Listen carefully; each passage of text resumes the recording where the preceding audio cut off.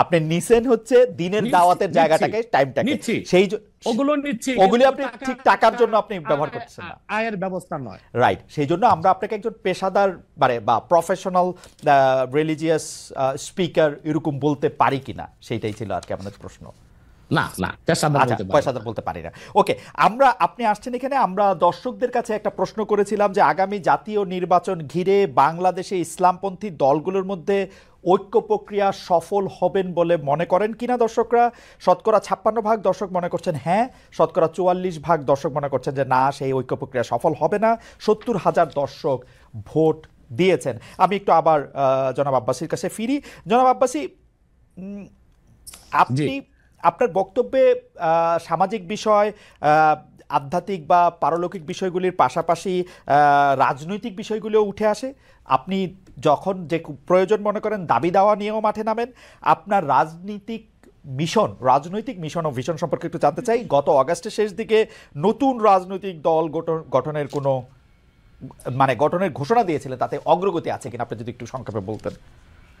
দেখুন, আমার রাজনৈতিক দর্শনটা ভিন্ন। সেটা হচ্ছে যে রাজনীতির দুইটা দিক রাষ্ট্রবিজ্ঞানের, আপনি ভালো জানেন।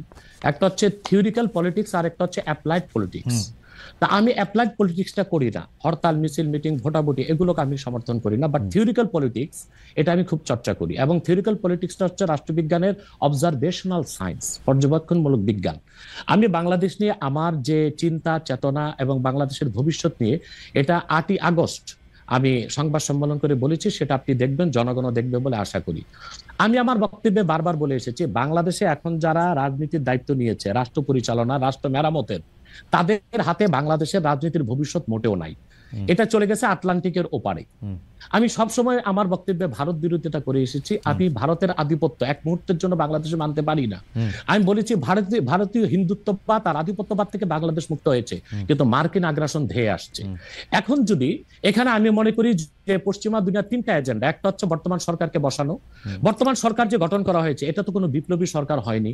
আমি তো চেয়েছিলাম প্রত্যেক মূলধারা রাজনৈতিক দল থেকে ঘাঘু রাজনীতিবিদ যারা তৃণমূল থেকে রাজনীতি করে এসেছে, তাদেরকে নিয়ে একটা ইন্টারিয়াম গভর্নমেন্ট হবে। তা তো হলো না।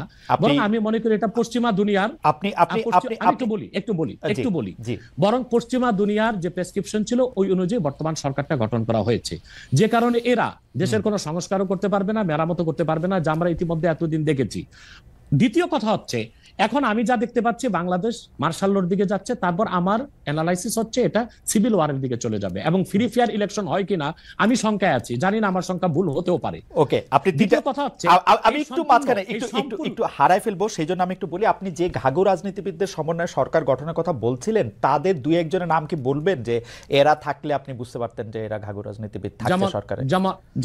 যেমন মনে করেন বিএনপি থেকে দুই একজন নেওয়া যেতে পারতো, জামাত ইসলামের ডক্টর শফিক সহ আরো কিছু অভিজ্ঞ কিছু নেতা নেওয়া যেতে পারতো, এবং আরো যেমন ছাত্র সমন্বয়কদের থেকে যারা যেমন তাদেরকে যারা বুদ্ধিভিত্তিক নেতৃত্ব দিয়েছে তাদের রাখা যেতে পারতো। অর্থাৎ বাংলাদেশের যে রাজনীতি করবে তারা বাংলাদেশের ইতিহাস ঐতিহ্য, এই জাতির নৃতত্ব সম্পর্কে জানা থাকতে হবে, নতুবা এই জাতিকে কেউ শাসন করতে পারবে না। যারা এখন শাসন করতেছেন তাদেরকে আপনি যোগ্য মনে করেন না, এবং আপনি মনে করেন একটা সিভিল ওয়ারের দিকে, একটা মার্শাল লর দিকে?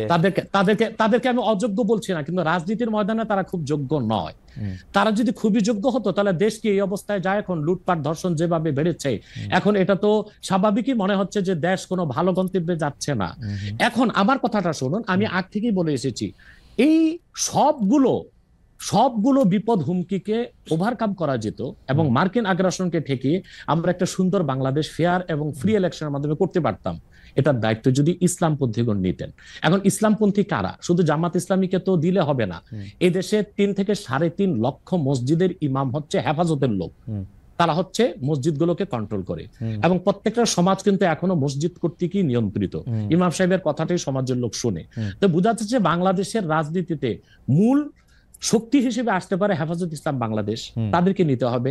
জামাত ইসলামী আছে, খেলাফত আছে, অন্যান্য ইসলামী দলগুলোকে নিয়ে যদি একটা অ্যালায়েন্স করা যেত, তাহলে বাংলাদেশে যে কোনো আগ্রাসনও ঠেকানো যেত, ফ্রি অ্যান্ড ফেয়ার ইলেকশনও করা যেত, এবং অন্তত শতাধিক আসন নিয়ে ইসলামপন্থীগণ সংসদে যেতে পারত। ওকে, ইসলামপন্থীদের কথা যেহেতু আসলো, মানে আপনাকে প্রথমে একটু প্রশ্ন করে রাখতে চাই যে আপনি নতুন রাজনৈতিক দল ঘোষণা অগাস্টে দিয়েছিলেন, আপনার রাজনৈতিক দর্শনের কথাও বললেন যেটা অনেকের থেকে আলাদা। বর্তমানে যেসব রাজনৈতিক ইসলামী আদর্শে অনুপ্রাণিত রাজনৈতিক দল আছে, জামাত ইসলামী সহ, তাদের কারোর সাথে যুক্ত হওয়া বা তাদের কারোর ব্যাপারে মানে তাদের অন্তর্ভুক্ত হওয়ার কি আপনি ভাবছেন, বা তাদের কাউকে আপনি সহি ইসলামিক আদর্শে অনুপ্রাণিত রাজনৈতিক দল মনে করেন কিনা?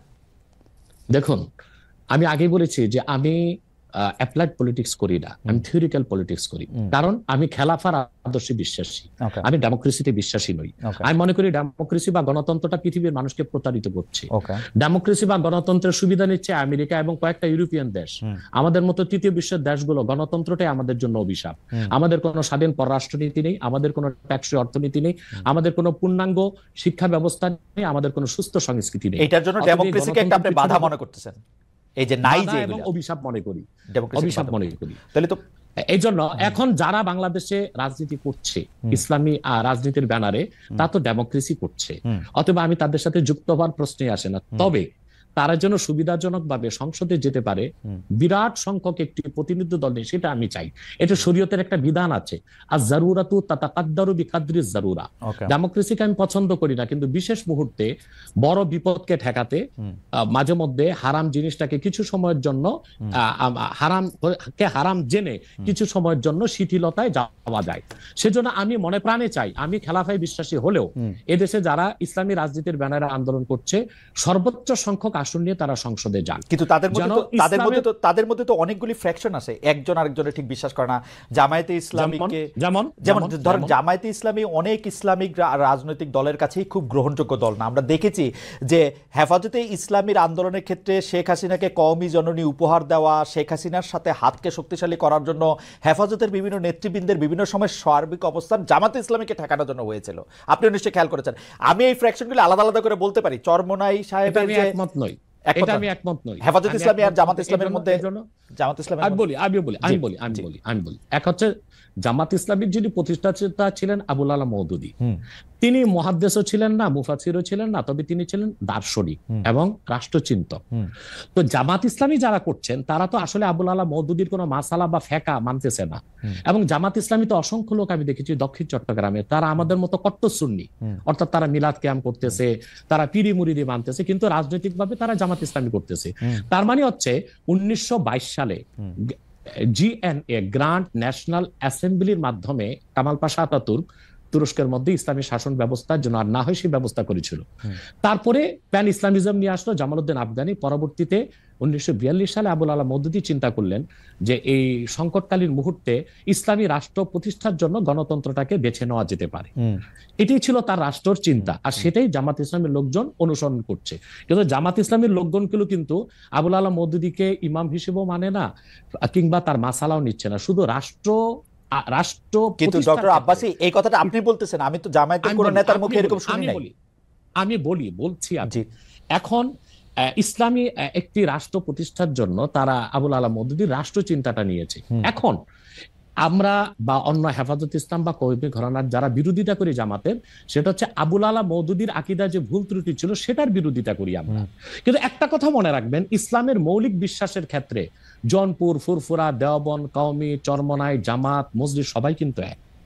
ওকে, আপনি দেখেন, আপনি দেখেন, আমি বলি যেমন 13 সালের 5ই মে শাপলা চত্বর আমি উপস্থিত হয়েছিলাম কয়েক লক্ষ লোক নিয়ে। আমি তো জৌনপুরের এবং আমাকে সুন্নি বলেই জানে, কারণ হেফাজত ইসলামের 13 দফা দাবি আমাদের সকল মুসলমানের দাবি ছিল। এবং সেখানে সারা বাংলাদেশ থেকে 13 সালের 5ই মে জামাত ইসলামী ও শিবিরের লোকজন 200 বাস নিয়ে উপস্থিত হয়েছিল।